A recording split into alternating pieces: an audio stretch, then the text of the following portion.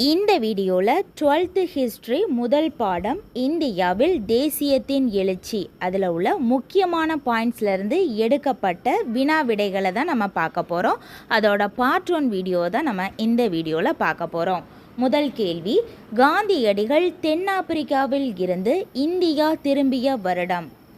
காந்தியடிகள் தென்னாப்பிரிக்காவில் இருந்து இந்தியா திரும்பிய வருடம் ஆண்டு 1915. ஆன்சர் 1915. அவர் எந்த நாள் வந்தார்னா ஜனவரி 9. ஜனவரி 9 1915 ஆண்டு தான் தென்னாப்பிரிக்காவிலிருந்து இந்தியா திரும்பினார். அந்த ஜனவரி 9 நாள் தான் நம்ம வெளிநாடு வாழ் இந்தியர்கள் தினமாக நம்ம கொண்டாடுகிறோம். எந்த ஆண்டிலிருந்து கொண்டாடிட்டு வரோன்னா 2003 ஆண்டிலிருந்து கொண்டாடிட்டு வரோம். காந்தியடிகள் தென்னாப்பிரிக்காவிலிருந்து இந்தியா திரும்பிய வருடம் தான் 1915 ஜனவரி 9. அதனால் அந்த ஜனவரி 9 வெளிநாடு வாழ் இந்தியர்கள் தினமாக நம்ம ஒவ்வொரு ஆண்டும் 2003 ஆண்டு முதல் கொண்டாடிட்டு வரோம். இரண்டாவது கேள்வி, காந்திஜியின் முழு பெயர். காந்தியடிகள் அவருடைய முழு பெயர் என்னன்னா மோகன்தாஸ் கரம்சந்த் காந்தி. மோகன்தாஸ் கரம்சந்த் காந்தி.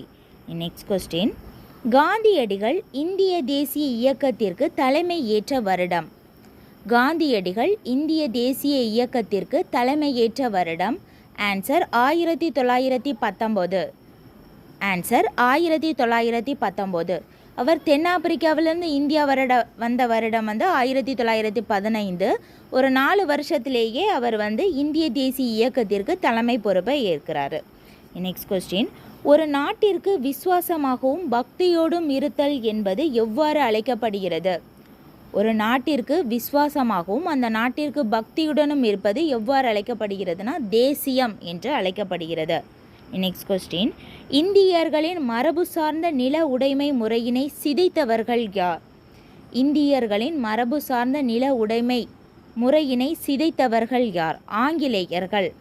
நெக்ஸ்ட் கொஸ்டின், ஆங்கில அரசு பின்பற்றிய கொள்கை. ஆங்கில அரசு வணிகத்தில் பின்பற்றிய கொள்கை என்னன்னா கட்டுப்பாடுகளற்ற சுதந்திரமான வணிகம். கட்டுப்பாடுகளற்ற சுதந்திரமான வணிகம். நெக்ஸ்ட், அவுரி என்பது. அவுரி அப்படின்னா என்னன்னா அது ஒரு தொழிற்சாலை பயிர். தொழிற்சாலை பயிர் அதாவது துணிகளுக்கு சாயம் ஏற்றக்கூடிய ஒரு சாயப்பொருள். அது அவுரி அப்படிங்கிற பயிரிலிருந்து கிடைக்கிது. அதுதான் அவுரி. இண்டிகோ என்பதன் பொருள். இண்டிகோனாலும் அவுரினாலும் ஒன்று தான். இண்டிகோனாலும் அவுரினாலும் ஒன்று தான். இது ஒரு தொழிற்சாலை பயிர். நெக்ஸ்ட்டு, இண்டிகோ கழகம் நடைபெற்ற ஆண்டு. இண்டிகோ கழகம் நடைபெற்ற ஆண்டு அது 2 வருஷமாட்டம் நடக்குது. 1859 தொடங்கி 60 முடியுது. 1859 to 60. இண்டிகோ கழகம் நடைபெற்ற ஆண்டு 1859 முதல் 60 வரை. நெக்ஸ்ட் கொஸ்டின், இண்டிகோ கழகம் எங்கு நடைபெற்றது? இண்டிகோ கழகம் 1859 60 வரை நடைபெற்றது. அது எங்கே நடைபெற்றதுன்னா இந்தியாவில் வங்காளத்தில் நடைபெற்றது. ஆன்சர் வங்காளம். நெக்ஸ்ட் கொஸ்டின், ஆங்கிலேயர்கள் பஞ்சங்களின் போது பின்பற்றிய கொள்கை. ஆங்கிலேயர்கள் இந்தியாவில் ஏற்படக்கூடிய ஒவ்வொரு பஞ்சத்தின் போதும் அவர்கள் பின்பற்றிய கொள்கை என்ன கொள்கைனா தலையிடா கொள்கை. தலையிடா கொள்கை. அதில் தலையிடவே மாட்டாங்க. என்னவா நடக்கட்டு, யார் வேணாலும் இறந்துட்டு போட்டு அந்த மாதிரி கண்டிஷனில் தான் அவங்க இருப்பாங்க. அதனால் தலையிடா கொள்கை. 1770 முதல் 1900 ஆகிய ஆண்டுகளுக்கு இடைப்பட்ட காலப்பகுதியில் பஞ்சத்தின் காரணமாக உயிரிழந்த மக்களின் எண்ணிக்கை. 1770 முதல் 1900 வரை பஞ்சத்தின் காரணமாக உயிரிழந்த மக்களின் எண்ணிக்கை 25 மில்லியன் மக்கள். 25 மில்லியன் மக்கள். நெக்ஸ்ட்டு, 1793 முதல் 1900 வரையிலான காலப்பகுதியில் உலகின் பல்வேறு போர்களில் மரணமடைந்தவர்களினுடைய எண்ணிக்கை 5 மில்லியன் மக்கள். இது கேட்பாங்க. மொத்தத்தில் பஞ்சத்தின் காரணமாக உயிரிழந்தவர்கள் அதாவது 1770 முதல் 1900 காலகட்டங்களில் பஞ்சத்தில் மட்டும் 25 மில்லியன் மக்களும், போர்களின் மூலம் அதாவது 1793 முதல் 1900 ஆகிய இடைப்பட்ட காலப்பகுதிகளில் போர்களின் மூலம் அதாவது இந்தியா இல்லை மொத்தத்தில் உலகம் முழுவதும் பல்வேறு போர்களின் மூலமாக உயிரிழந்தவர்களினுடைய எண்ணிக்கை 5 மில்லியன் மக்கள். 5 மில்லியன் மக்கள். அதுவே இந்தியாவில் மட்டும் எத்தனை பேர் இறந்துருக்காங்க பாருங்கள். பஞ்சத்தின் காரணமாக 1891 முதல் 1900 வரையிலான வெறும் 10 ஆண்டுகள் தான். அந்த 10 ஆண்டு கால இடைவெளியிலேயே இந்தியாவில் மட்டும் பஞ்சத்தின் காரணமாக உயிரிழந்தவர்கள் 19 மில்லியன் மக்கள். 19 மில்லியன் பேர் இந்தியாவில் மட்டும் பஞ்சத்தின் காரணமாக 1891 முதல் 1900 வரையிலான 10 ஆண்டு கால இடைவெளிகளில் பஞ்சத்தில் மட்டும் 19 மில்லியன் மக்கள் உயிரிழந்திருக்காங்க. மெட்ராஸ் டைம்ஸ் பத்திரிகையின் ஆசிரியர் யார்? மெட்ராஸ் டைம்ஸ் பத்திரிகையின் ஆசிரியர் வில்லியம் டிக்பை. வில்லியம் டிக்பை மெட்ராஸ் டைம்ஸ் என்ற பத்திரிகையின் ஆசிரியராக இருந்தவர் யாருன்னா வில்லியம் டிக்பை. இவ்வாறு இந்த ஒரு 3 டேட்டா இருக்குது. அதாவது உலகம் முழுவதிலும் 1770 முதல் 1900 வரையிலான காலகட்டங்களில் பஞ்சத்தின் மூலமாக உயிரிழந்தவர்கள் 25 மில்லியன் பேர்.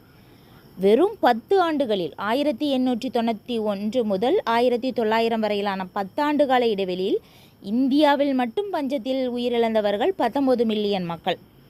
1793 முதல் 1900 வரையிலான காலப்பகுதிகளில் போர்களின் மூலமாக உலகம் முழுவதிலும் மரணமடைந்தவர்களினுடைய எண்ணிக்கை 5 மில்லியன் மக்கள். இவ்வாறு இந்த டேட்டாவை எல்லாத்தையுமே மெட்ராஸ் டைம்ஸ் அப்படிங்கிற பத்திரிகையில் எழுதியவர் யாருன்னா வில்லியம் டிக்பை. வில்லியம் டிக்பை. நெக்ஸ்ட்டு ஒரிசா பஞ்சம் நடைபெற்ற ஆண்டு. ஒரிசா பஞ்சம் நடைபெற்ற ஆண்டு 1866. ஒரிசா பஞ்சம் நடைபெற்ற ஆண்டு 1866. ஒரிசா பஞ்சத்தின் போது உயிரிழந்த மக்களின் எண்ணிக்கை 1866 ஆண்டு நடந்த ஒரிசா பஞ்சத்தின் போது உயிரிழந்த மக்களின் எண்ணிக்கை 1.5 மில்லியன் மக்கள். 1.5 மில்லியன் மக்கள். ஒரிசா பஞ்சத்தின் போது எத்தனை பவுண்டு அரிசியை இங்கிலாந்துக்கு ஆங்கிலேயர்கள் ஏற்றுமதி செய்தனர்? அதாவது ஒரிசாவில் 1866 ஆண்டு பெரும் பஞ்சம் ஏற்படுகிறது. அதில் 1.5 மில்லியன் பேர் இறக்குறாங்க. ஆனாலுமே அது ஆங்கிலேயர்கள் அவங்களுடைய நாட்டான இங்கிலாந்துக்கு 200 மில்லியன் பவுண்டு அரிசியை ஏற்றுமதி செய்கிறாங்க. இவ்வளவு பஞ்சம் நடக்குது, மக்களுக்கு கொடுக்கணும்னு இல்லாமல் 200 மில்லியன் பவுண்டு அரிசியை இங்கிலாந்துக்கு ஏற்றுமதி செய்கிறாங்க. அது எத்தனை மில்லியன் பவுண்டு அப்படின்னு கேட்டாங்கன்னா 200 மில்லியன் பவுண்டு. ஒரிசா பஞ்சத்தின் போது, அதாவது 1866 ஆண்டு ஒரிசா பஞ்சத்தின் போது எத்தனை பவுண்டு அரிசியை ஆங்கிலேயர்கள் இங்கிலாந்திற்கு ஏற்றுமதி செய்தனர்னா 200 மில்லியன் பவுண்ட். நெக்ஸ்ட்டு இந்தியாவின் வறுமை குறித்து தனது வாழ்நாள் முழுவதும் ஆய்வை தொடங்கியவர் யாருன்னா தாதாபாய் நவ்ரோஜி. இந்தியாவினுடைய வறுமை குறித்து தனது வாழ்நாள் முழுவதும் ஆய்வை தொடங்கியவர் தாதாபாய் நவ்ரோஜி. நெக்ஸ்ட்டு மதராஸ் மாகாணத்தில் பெரும் பஞ்சம் ஏற்பட்ட ஆண்டு. ஒரிசா பஞ்சம் 1866. மதராஸ் பஞ்சம் அது 2 ஆண்டுகால இடைவெளிகளில் நடைபெற்றிருக்கு. 76லேருந்து 78 வரைக்கும், அதாவது கிட்டத்தட்ட 3 வருடம். 1876 முதல் 78ஆம் ஆண்டு வரை மதராஸ் மாகாணத்தில் பெருமஞ்சம் ஏற்பட்டது. மதராஸ் மாகாணத்தில் பெருமஞ்சம் ஏற்பட்ட ஆண்டு 1876 முதல் 78 வரை. Next question. மதராஸ் பஞ்சத்தின் போது தலையிடா கொள்கையை பின்பற்றிய அரச பிரதிநிதி. மதராஸ் மாகாணத்தின் போது பெருமஞ்சம் ஏற்படுகிறது 1876 முதல் 78 வரை. இந்த காலகட்டங்களில் தலையிடா கொள்கையை, அதாவது ஆங்கிலேயர்கள் பொதுவாகவே பஞ்சம்னு வந்துட்டாலே அவங்க பின்பற்றக்கூடிய கொள்கை என்னென்னா தலையிடா கொள்கை. இந்த தலையிடா கொள்கையை மதராஸ் மாகாணத்தின் போது ஏற்பட்ட பஞ்சத்தின் போது பின்பற்றியவர் யாருன்னா லிட்டன் பிரபு. ஆன்சர் லிட்டன் பிரபு. மதராஸ் மாகாணத்தில் பஞ்சத்தின் போது உயிரிழந்த மக்களின் எண்ணிக்கை. ஏற்கனவே ஒரிசா பஞ்சம் 1866 நடைபெற்றது. அதில் 1.5 மில்லியன் மக்கள் இறந்தாங்க. அதுவே இது மதராஸ் மாகாணத்தில் 1876 முதல் 78 வரை நடந்த பெரும் பஞ்சத்தின் போது உயிரிழந்த மக்களின் எண்ணிக்கை 3.5 மில்லியன் மக்கள். 3.5 மில்லியன் மக்கள். ஆங்கிலேய பேரரசின் காலனி நாடுகள். ஆங்கில பேரரசு நிறைய நாடுகளை பிடிச்சு வச்சுருந்தாங்க. அதில் இந்தியாவும் ஒன்று. அதோடு மட்டும் இல்லாமல் இலங்கை, அதுவும் அவங்களுடைய கட்டுப்பாட்டில் தான் இருந்தது. இலங்கையுடைய பழைய பெயர் என்னென்னா ஸ்ரீலங்கா, அதாவது Ceylon. Ceylon Ceylon Mauritius, Fiji, Malaya, Caribbean தீவுகள், தென்னாப்பிரிக்கா, இந்த நாடுகளை எல்லாமே ஆங்கிலேயர்களினுடைய வசம்தான் இருந்தது. சிலோன் அதாவது இலங்கை, மொரீஷியஸ், ஃபிஜி, மலேயா, கரீபியன் தீவுகள், தென்னாப்பிரிக்கா. எந்த ஆண்டு சிலோன் ஆளுநர் மதராஸ் மாகாண ஆளுநருக்கு பெருந்தோட்டங்களில் அதாவது காஃபி மற்றும் தேயிலை தோட்டங்களில் வேலை செய்ய கூலிகளை அனுப்பி வைக்குமாறு கேட்டுக்கொண்டார்? சிலோன் ஆளுநர் அதாவது ஸ்ரீலங்காவினுடைய ஆளுநராக இருந்தவர் ஒரு கடிதம் எழுதுகிறார். மதராஸ் மாகாண ஆளுநருக்கு கடிதம் எழுதினார். என்ன, இங்கே ஆட்கள் இல்லை, இந்தியாவிலிருந்து நிறைய பேர் கூலிக்கு ஆட்கள் வேணும் அப்படின்னு சொல்லிட்டு ஒரு ஆண்டு கடிதம் எழுதினார். அது எந்த ஆண்டுனா 1815ஆம் ஆண்டு. 1815ஆம் ஆண்டு சிலோன் ஆளுநர் மதராஸ் மாகாண ஆளுநருக்கு அவங்களுடைய சிலோனில் தோட்ட பயிர்கள் விளைவிக்க தோட்ட தொழிலாளர்கள் வேணும், காஃபி மற்றும் தேயிலை தோட்டங்களில் பணிபுரிய ஆட்கள் தேவை, அதனால் கூலிக்கு ஆள் அனுப்புங்க அப்படின்னு சொல்லிட்டு எந்த ஆண்டு லெட்டர் எழுதினார், அதாவது கடிதம் எழுதினார்னா 1815ஆம் ஆண்டு. நெக்ஸ்ட் கொஸ்டின், பிரிட்டிஷ் இந்தியாவில் அடிமை முறை ஒழிக்கப்பட்ட ஆண்டு. பிரிட்டிஷ் கால இந்தியாவில் அடிமை முறை ஒழிக்கப்பட்ட ஆண்டு 1843. ரொம்ப ரொம்ப முக்கியமான ஒரு ஆண்டு. அடிமை முறை ஒழிக்கப்பட்ட ஆண்டு 1843ஆம் ஆண்டு. ஆங்கிலேய அரசு வறுமையில் வாடிய ஏழை தொழிலாளர்களை தோட்டங்களில் வேலை செய்ய நியமிக்க அமைத்த முகவர்களின் பெயர். அதாவது ஆங்கிலேயர்கள் என்ன பண்ணுவாங்கன்னா, இந்தியாவில் மக்கள் தொகை அதிகம், அதனால் இந்தியாவில் உள்ள மக்களை மற்ற நாடுகள், அவங்க நிறைய நாடுகளை பிடிச்சு வச்சுருப்பாங்களா, அந்த மற்ற நாடுகளுக்கு பணிபுரிய ஆட்கள் தேவை.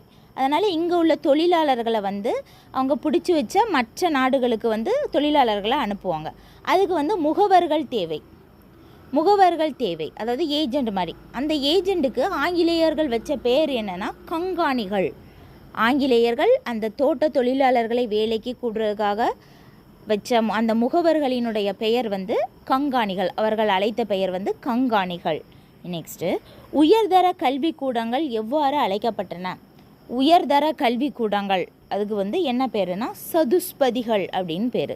உயர்தர கல்விக்கூடங்கள் முற்காலத்தில் எவ்வாறு இந்தியாவில் அழைக்கப்பட்டதுன்னா சதுஷ்பதிகள் என்று அழைக்கப்பட்டன. நெக்ஸ்ட்டு, இந்திய கவுன்சில் ஆங்கிலேய கல்வி சட்டம் இயற்றப்பட்ட ஆண்டு. இந்திய கவுன்சில் ஆங்கிலேய கல்வி சட்டம் இயற்றப்பட்ட ஆண்டு. ஆன்சர் 1835. இந்திய கவுன்சில் ஆங்கிலேய கல்வி சட்டம் இயற்றப்பட்ட ஆண்டு 1835. கவர்னர் ஜெனரலின் ஆலோசனை குழுவில் முதல் சட்ட உறுப்பினராக அங்கம் வகித்தவர் யார்? மெக்காலே. கவர்னர் ஜெனரல் ஆலோசனை குழுவில் முதல் சட்ட உறுப்பினராக அங்கம் வகித்தவர் யார்? மெக்காலே. நெக்ஸ்ட்டு, கவர்னர் ஜெனரலின் ஆலோசனை குழுவில் முதல் சட்ட உறுப்பினராக மெக்காலே பதவி வகித்த ஆண்டு 1834 முதல் 38 வரை, அதாவது 5 ஆண்டு காலம். 1834 முதல் 1838 வரை கவர்னர் ஜெனரலின் ஆலோசனை குழுவில் முதல் சட்ட உறுப்பினராக பணியாற்றியவர் மெக்காலே. அவர் பதவி வகித்த ஆண்டு 1834 முதல் 38 வரை. நெக்ஸ்ட்டு, பொது கல்விக்கான பொதுக்குழு உருவாக்கப்பட்ட ஆண்டு. பொது கல்விக்கான பொதுக்குழு உருவாக்கப்பட்ட ஆண்டு 1823. பிரிட்டிஷ் இந்தியாவில் அடிமை முறை ஒழிக்கப்பட்ட ஆண்டு 1843. இது பொது கல்விக்கான பொதுக்குழு உருவாக்கப்பட்ட ஆண்டு 1823. இது எல்லாமே முக்கியமான இயர்ஸ். இந்திய கவுன்சில் ஆங்கிலேய கல்வி சட்டம் இயற்றப்பட்ட ஆண்டு 1835. இதுவும் ரொம்ப ரொம்ப முக்கியமான ஒரு கேள்வி. நெக்ஸ்ட்டு, பொது கல்விக்கான பொதுக்குழு எத்தகைய 2 குழுக்களாக பிரிந்தது? பொது கல்விக்கான பொதுக்குழு சட்டம் இயற்றப்பட்ட ஆண்டு 1835. அந்த குழுவே 2ஆட்டு பிரிஞ்சிருது. ஒன்று கீழ்த்திசை குழு, மற்றொன்று ஆங்கிலேய மரபு குழு. கீழ்த்திசை குழு, ஆங்கிலேய மரபு குழு, இந்த ரெண்டுமே வேற வேற. கீழ்த்திசைக்குழு ஒரு விதமான கல்வி முறையை வலியுறுத்துது. ஆங்கிலேய மரபுக்குழு மற்றொரு விதமான கல்வியை வலியுறுத்துது. அது என்னென்ன வலியுறுத்துதுன்னு நம்ம அடுத்தடுத்த கொஸ்டின்லாம் பார்க்கலாம். கல்வி பிராந்திய மொழிகளில் கற்பிக்கப்பட வேண்டும் என்ற கருத்தை முன்வைத்த குழு கீழ்த்திசை கல்விக்குழு. பிராந்திய மொழிகள்னால் அந்தந்த மாநில மொழிகள். இப்போ தமிழ்நாட்டு மக்கள் தமிழை தான் கற்றுக்கணும், கேரளத்தில் உள்ள மக்கள் மலையாளத்தில் தான் கற்றுக்கணும், அப்படி அந்தந்த பிராந்திய மொழிகளில் கல்வி பயில வேண்டும் என்று வலியுறுத்திய குழு எதுனா கீழ்த்திசை கல்வி குழு. ஆங்கிலேய கல்வி மொழி வழியில் கற்பிக்கப்பட வேண்டும். அதாவது கல்வி வந்து இந்தியர்களுக்கு எப்படி கிடைக்கணும்னா ஆங்கிலேய முறையில் தான் கிடைக்கணும், ஆங்கில வழி கல்வி தான் கிடைக்கணும் அப்படின்ட்டு வலியுறுத்திய குழு வந்து ஆங்கிலேய மரபு குழு. கீழ்த்திசை குழு வந்து பிராந்திய மொழிகளில் கற்பிக்க வேண்டும் என்றும், ஆங்கிலேய மரபு குழு ஆங்கில மொழியில் தான் கற்பிக்க வேண்டும் என்றும் வலியுறுத்தியது. ஆங்கிலேய மரபு குழுவின் கருத்துக்கு ஆதரவாக இருந்தவர் யாருன்னா டிபி மெக்காலே. மெக்காலே வந்து சட்ட உறுப்பினராக முதல் சட்ட ஆலோசகராக இருந்தார். 1834 முதல் 38 வரை அவர் வந்து ஆங்கிலேய மரபுக்குழு கல்வியை தான் ஆதரித்தார். இந்திய கல்வி குறித்த குறிப்புகள் என்ற குறிப்புகளை வெளியிட்டவர் யார்? இந்திய கல்வி குறித்த குறிப்புகள் என்ற குறிப்புகளை வெளியிட்டவர் யார்னா டிபி மெக்காலே. மெக்காலே இந்திய கல்வி குறித்த குறிப்புகள் என்ற குறிப்புகளை வெளியிட்ட ஆண்டு 1835. டிபி மெக்காலே இந்திய கல்வி குறித்த குறிப்புகள் என்ற குறிப்புகளை, அதாவது குறிப்பு புத்தகத்தை அவர் வந்து வெளியிடுகிறார். அது எந்த ஆண்டுனா 1835ஆம் ஆண்டு. நெக்ஸ்ட்டு, இந்தியாவில் அறிமுகம் செய்ய வேண்டிய ஆங்கில கல்வி முறையை வடிவமைத்தவர். இந்தியாவில், இது ரொம்ப ரொம்ப முக்கியமான ஒரு கேள்வி, இந்தியாவில் அறிமுகம் செய்ய வேண்டிய ஆங்கிலேய கல்வி முறையை வடிவமைத்தவர் யாருன்னா டிபி மெக்காலே. பம்பாய், சென்னை, கல்கத்தா ஆகிய 3 இடங்களிலும் பல்கலைக்கழகங்கள் நிறுவப்பட்ட ஆண்டு 1857. அதாவது பெருங்கழகம் நடைபெற்ற ஆண்டு 1857 தான் பெருங்கழகம் நடைபெற்றது. இந்த ஆண்டில் தான் சென்னை, பம்பாய், அதாவது சென்னை, மும்பை, கொல்கத்தா இந்த 3 இடங்களிலுமே பல்கலைக்கழகங்கள் ஆங்கிலேய அரசால் நிறுவப்பட்டன. நெக்ஸ்ட்டு, ஆங்கிலேயர்கள் கற்றறிந்த இந்திய மத்திய தர வர்க்கத்தை எவ்வாறு ஏளனப்படுத்தினர்? அதாவது இந்தியர்களில் வந்து மத்திய தர வர்க்கத்தினர் வந்து கொஞ்சம் கொஞ்சமாக கல்வி கற்க ஆரம்பிக்கிறாங்க. முன்னாடி வந்து உயர்குடி மக்கள் தான் கல்வி கற்க வேண்டும் அப்படின்னு இருந்தது. அது ஆங்கிலேயர்கள் வந்த காலத்திலேருந்து நடுத்தர மக்களும் கல்வி கற்க ஆரம்பிச்சிட்டாங்க. இவ்வாறு படித்த நடுத்தர வர்க்கத்தினரை வந்து ஆங்கிலேயர்கள் வந்து எவ்வாறு ஏளனப்படுத்தினார்னா பாபு வர்க்கத்தினர், கொஞ்சம் படிச்சிருந்தாலே அவங்க வந்து ரொம்ப கேவலமாக பாபு வர்க்கத்தினர் என்று ஏளனப்படுத்தினர். லேவாதேவி செய்வோர் என்றால் என்ன? லேவாதேவி செய்வோர் என்றால் என்னன்னா வட்டிக்கு பணத்தை கடன் கொடுப்பவர்கள். வட்டிக்கு பணத்தை கடன் கொடுப்பவர்களுக்கு என்ன பேருனா லேவாதேவி செய்வோர். ஏற்கனவே நம்ம பார்த்தோம், ஆங்கிலேயர்கள் வந்து 3 பேர், இதில் வந்து 3 முக்கியமான பேர் வருது. பாபு வர்க்கத்தினர், லேவாதேவி செய்வோர், கங்காணிகள்னால் இந்தியாவிலிருந்து தொழிலாளர்களை வந்து அடுத்த நாட்டுக்கு வேலை செய்யறதுக்கு அனுப்புவாங்க, தோட்ட தொழிலாளர்கள். அதற்கு வந்து சில முகவர்கள் செயல்படுவாங்க. அந்த முகவர்களுக்கு பேர் தான் கங்காணிகள். லேவாதேவி செய்வோர்னா வட்டிக்கு பணத்தை கொடுப்போர் தான் லேவாதேவி அப்படின்னு பேர்.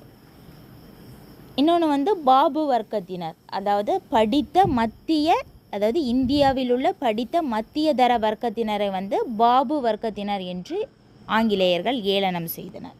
3 முக்கியமான ஒரு வித்தியாசமான பேர் வருது. நவீன இந்திய கற்றறிந்த ஒரு பிரிவை சேர்ந்தவர்கள், அதாவது பாபு வர்க்கத்தினர் அப்படின்னு சொல்லிட்டு ஆங்கிலேயர்கள் ஏளனப்படுத்தினாங்களாம். மத்திய தர வர்க்கத்தினர், இந்தியாவில் கற்றறிந்த மத்திய தர வர்க்கத்தினர். அவங்க யாரெல்லாம், அந்த குழுவில் இருந்தவங்க யாரெல்லாம் பார்க்கலாம்.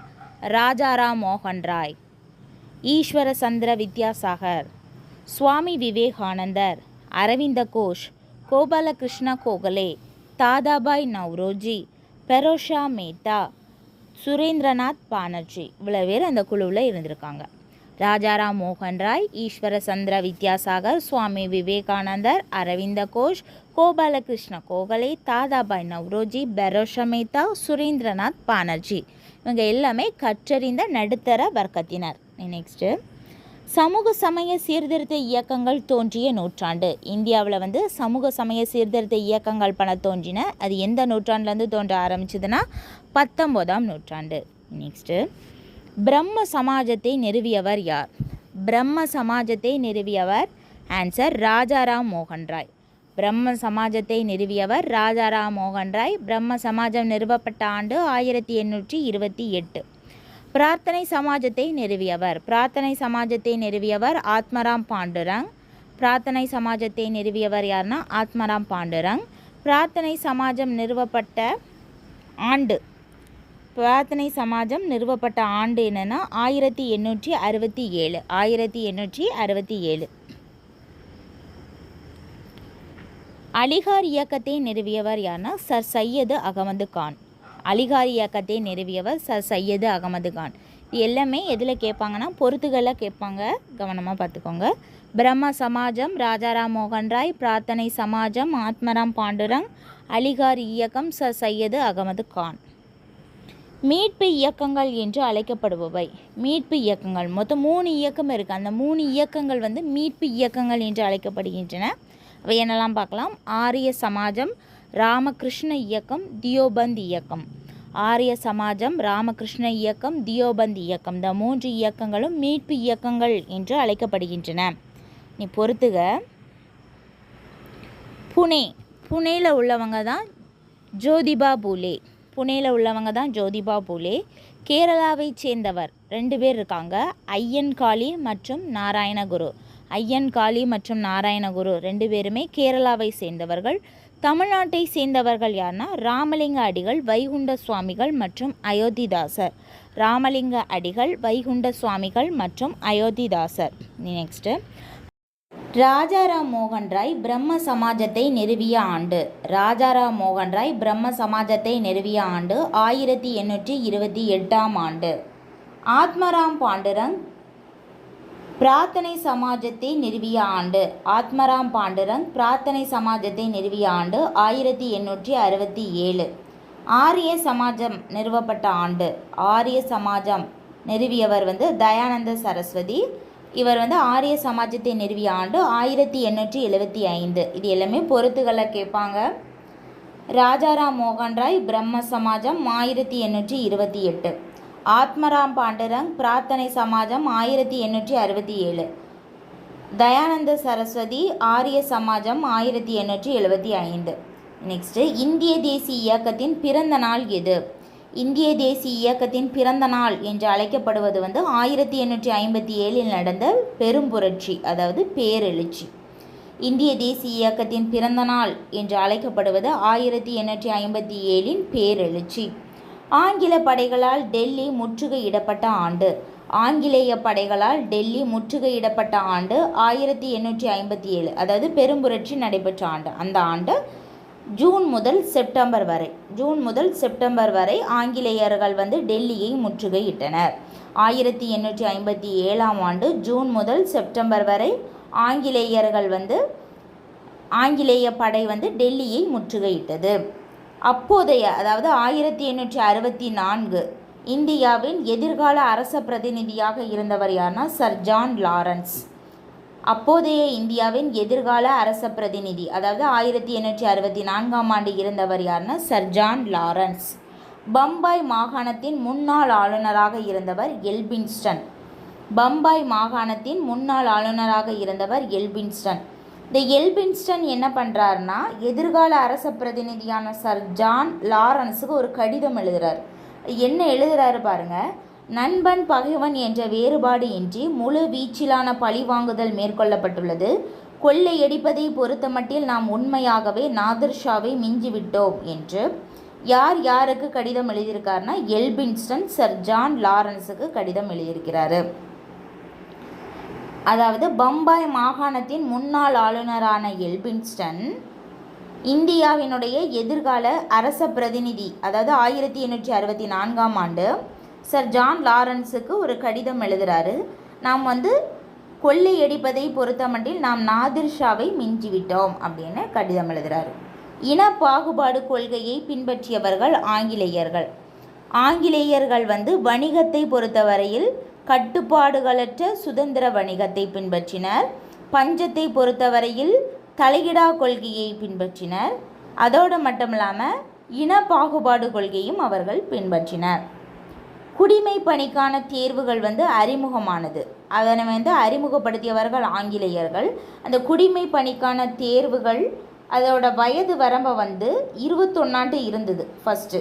அதை ஆங்கிலேயர்கள் 19 குறைத்தனர். ஏன்னா இந்தியர்கள் நிறைய பேர் பாஸ் ஆகி போகிறாங்க. அதனால் இந்தியர்கள் அதில் தேர்வாகக்கூடாது அப்படிங்கிற நோக்கில் 21 19 வயதை குறைப்பு செய்தனர். பிராந்திய மொழிச்சட்டம் இயற்றப்பட்ட ஆண்டு 1878. பிராந்திய மொழிச்சட்டம் இயற்றப்பட்ட ஆண்டு 1878. இந்திய தண்டனை சட்டம் பிரிவு 124A கொண்டு வரப்பட்ட ஆண்டு 1870. பிராந்திய மொழிச்சட்டம் 1878. இந்திய தண்டனை சட்டம் பிரிவு 124A கொண்டு வரப்பட்ட ஆண்டு 1870. இல்பர்ட் மசோதாவை கொண்டு வந்தவர் யார்? இல்பர்ட் மசோதாவை கொண்டு வந்தவர் ரிப்பன் பிரபு. ஆன்சர் ரிப்பன் பிரபு. ராஜாராம் மோகன் ராயின் வங்கமொழி பத்திரிகை. ராஜாராம் மோகன் ராய் வந்து வங்கமொழி பத்திரிகை ஒன்று வச்சுருந்தார். அவர் அந்த பத்திரிகையினுடைய பெயர் என்னென்னா சம்வத் கௌமுதி. சம்வத் கௌமுதி. ராஜாராம் மோகன் ராய் வங்கமொழி பத்திரிகையான சம்வத் கௌமுதி என்ற பத்திரிகையை தொடங்கிய ஆண்டு 1821.